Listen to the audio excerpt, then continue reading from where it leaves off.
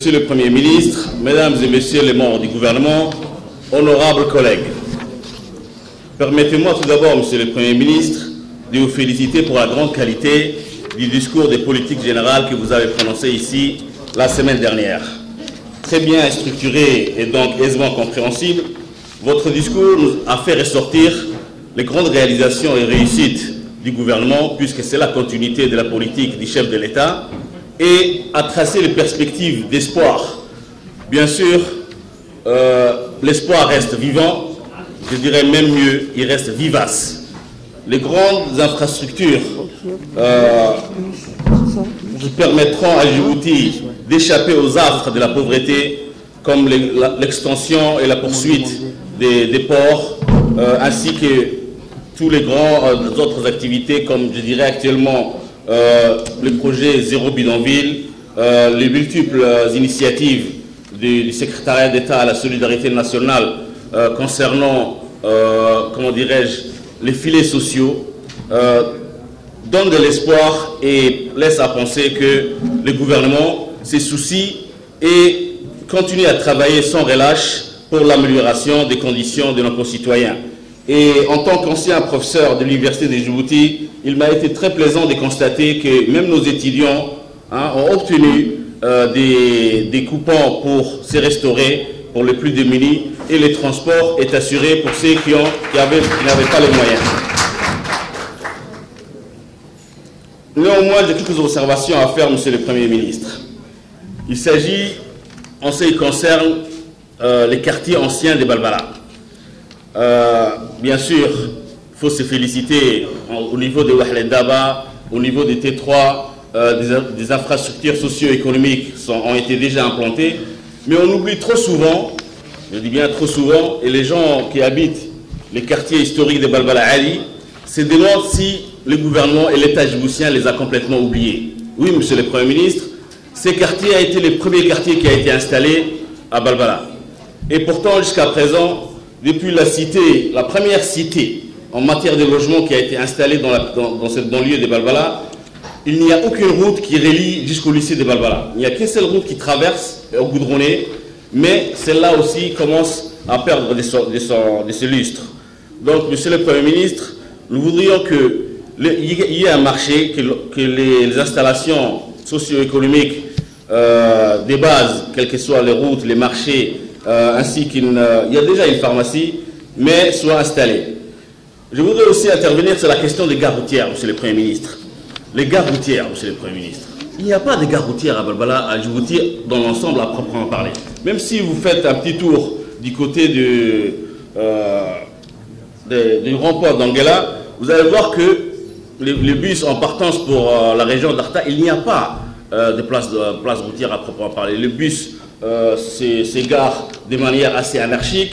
Pour la place Ali Sabier, n'en parlons pas. La place Edikil, n'en parlons pas. La place Al-Hol, impossible. La place BK12.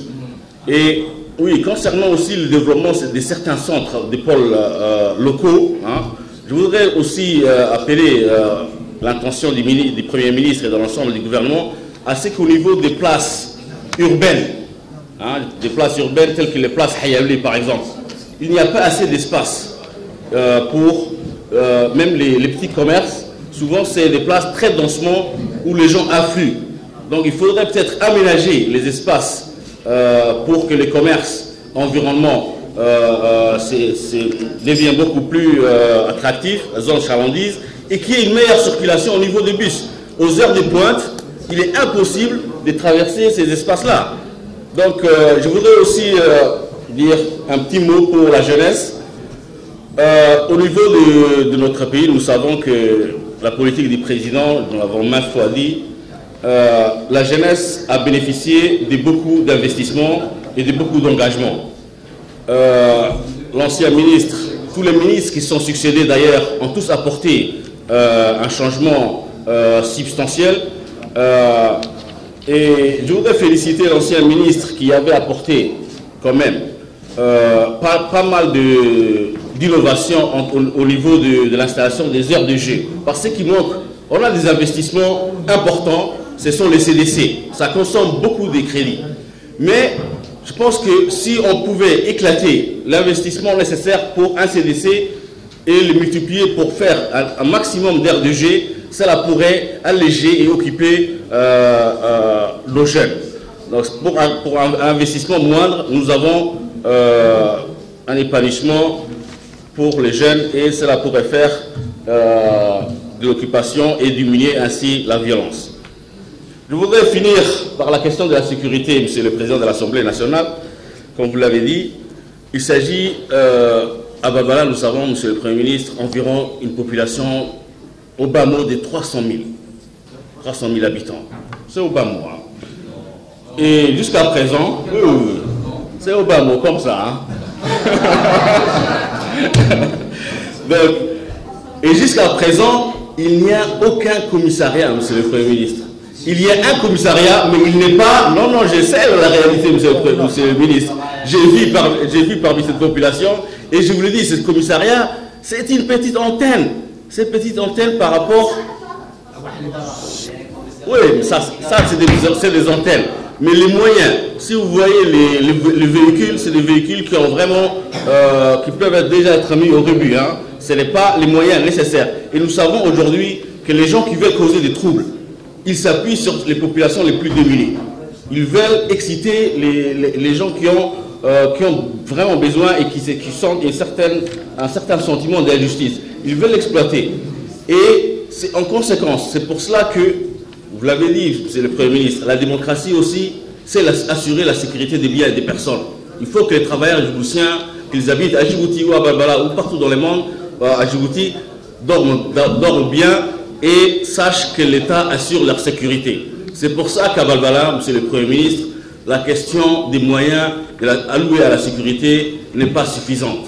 Il faut un véritable commissariat et les moyens nécessaires pour assurer la sécurité de nos concitoyens qui vivent dans des quartiers difficiles. Merci, Monsieur le Premier ministre. Merci, Monsieur le Président.